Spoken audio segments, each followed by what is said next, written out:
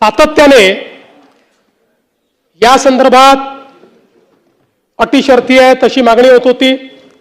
आज जवळपास आमच्या रणधीर सावरकरांच्या नेतृत्वात महायुतीचे सर्व आमदार मला भेटले आणि त्यांनी सगळ्यांनी मागणी केली की ही 50,000ची अट तुम्ही काढून टाका।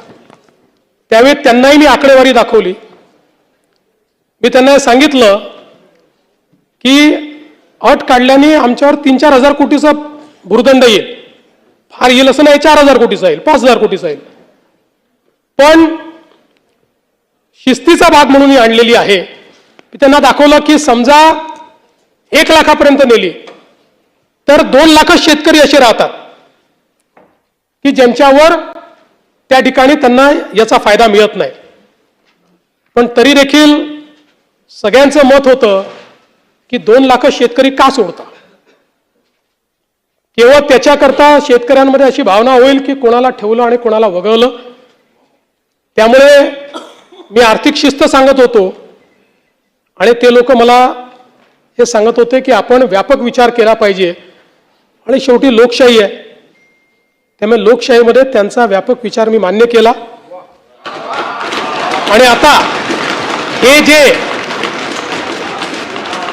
महात्मा फुले कर्जमाफी योजनेतले जे लोक होते ज्यांना 50,000 रुपयापर्यंत आपण म्हटलं होतं त्यांनाही 2 लाखापर्यंत कर्जमाफी झाली।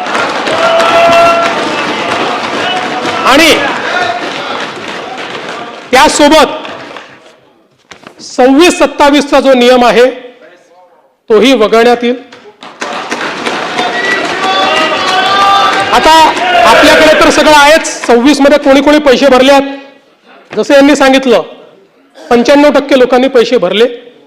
त्यामुळे आता त्याच्या आधीच्या 3 वर्षातले कुठलेही 2 वर्ष ज्यांनी रेग्युलर भरलेले आहेत ते सगळे लोक याकरता पात्र होतील।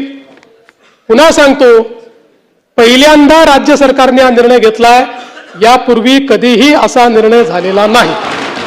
शेतकरी बांधवांना ज्या अटी लावल्या त्या अटी रद्द करण्यात आलेल्या आहे आणि पावसाळी अधिवेशनाच्या शेवटच्या दिवशी याची जी घोषणा आहे ते मुख्यमंत्री देवेंद्र फडणवीस यांनी केलेली आहे। रोहित पवार यांनी आधीच याची मागणी केली होती की 50,000 रुपये शेतकऱ्यांना परवडणार नाही आणि ते फार कमी होतात, त्या कारणाने शेतकऱ्यांना आता 2 लाख रुपये देण्यात यावे आणि फायनली आता 2 लाख रुपये प्रति शेतकरी आता मिळत आहे।